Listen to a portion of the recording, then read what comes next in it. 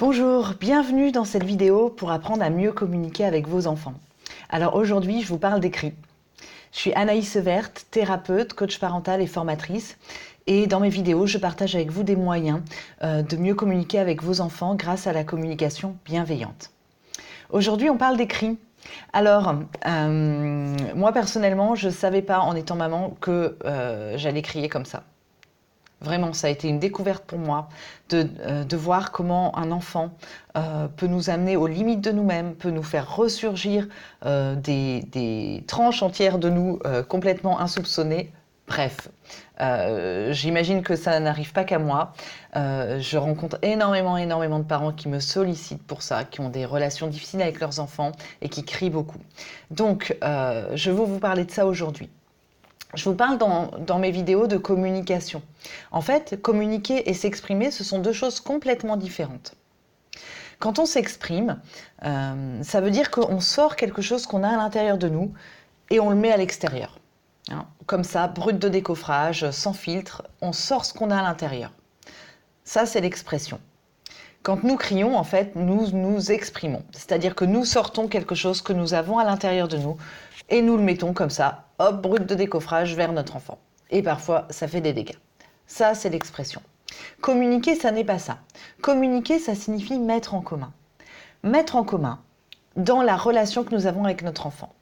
Et pour mettre en commun avec lui, vous voyez, il y a une notion de partage dans la communication.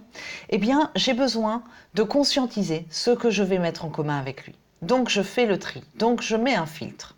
Je mets des filtres pour ne pas blesser mon enfant, pour ne pas abîmer la relation que j'ai avec lui.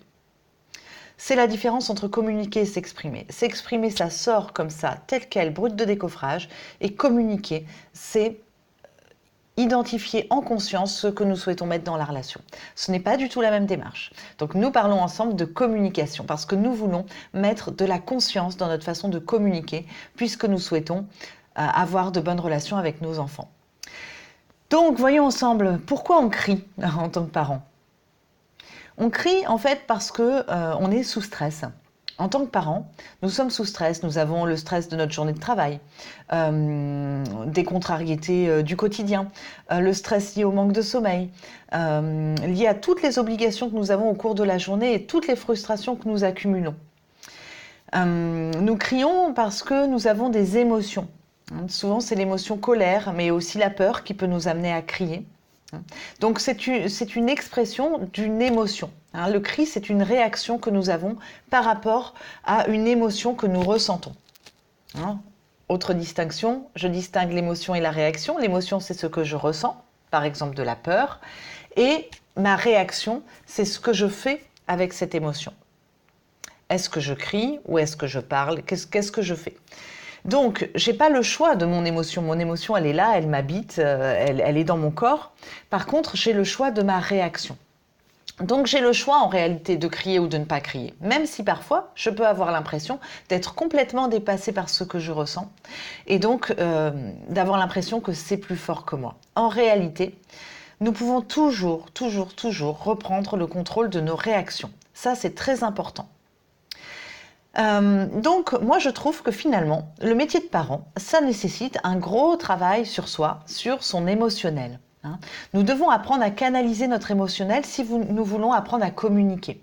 Vous pouvez apprendre et faire toutes les formations que vous voulez sur la communication. Si vous ne faites pas un travail sur votre émotionnel, sur votre façon d'exprimer et de communiquer vos émotions, eh bien, voilà, tout ce que vous aurez appris sur la communication, ça ne servira à rien, vous ne pourrez pas le mettre en pratique. Le plus important, c'est d'apprendre à canaliser son émotionnel. Donc, une chose déjà que vous pouvez faire simplement, c'est commencer à mettre de la conscience dans votre communication et d'arrêter de vous exprimer comme ça sans filtre. Si vous avez quelque chose à dire à votre enfant, eh bien, dites-vous, tiens, comment je vais le dire? Comment je vais dire cette demande-là? Ou là, il y a vraiment quelque chose qui me dérange là dans le comportement de mon enfant. Comment je le sors? Pourquoi c'est important? Bien parce que notre enfant, il apprend en miroir de nous.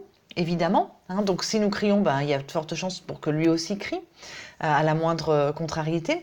Et puis, nos enfants, en fait, ils ont, comme nous, des neurones miroirs. Donc, leur réponse émotionnelle va être en miroir avec la nôtre. Donc, en bref, pour faire simple, plus nous crions, plus notre enfant va crier. Parce qu'il nous imite et parce qu'il a ses neurones miroirs. alors ça vaut la peine vraiment, vraiment, vraiment de faire ce travail pour petit à petit moins crier. Peut-être que vous n'arriverez pas à plus crier du tout, c'est difficile, mais en tout cas, de commencer à mettre un filtre et de commencer à réfléchir à votre façon de communiquer à votre enfant. Et vous verrez, plus vous restez calme, plus vous développez votre stabilité émotionnelle et plus vous avez en réalité d'autorité. Plus votre enfant coopère, plus vous êtes calme à l'intérieur de vous, dans votre façon de dire les choses, plus votre enfant va coopérer et va se montrer à son tour le plus calme possible, dans la limite de ce qui est possible pour lui en tant qu'enfant, évidemment. Voilà. Alors, à vous de jouer, à vous de commencer à apprendre. Alors, vous pouvez développer, découvrir sur Internet, vous trouverez plein d'outils pour vous aider à canaliser vos émotions, à travailler dessus, à vous recentrer. Hein. Moi, ce que je fais souvent, c'est que quand je me sens trop énervée et que je sens que voilà, je ne vais pas être relationnelle dans ma façon de communiquer, ben, je m'isole. Je m'isole quelques instants, quelques minutes, et ensuite, je reviens dans la relation à mon enfant pour lui parler et communiquer et non pas m'exprimer. Voilà, donc je vous souhaite plein de bonnes communications. Je vous dis à bientôt. N'oubliez pas de vous abonner à cette chaîne YouTube. Vous pouvez aussi vous abonner à mon blog, blog-espère.com, pour découvrir d'autres moyens de mieux communiquer avec son enfant. À bientôt.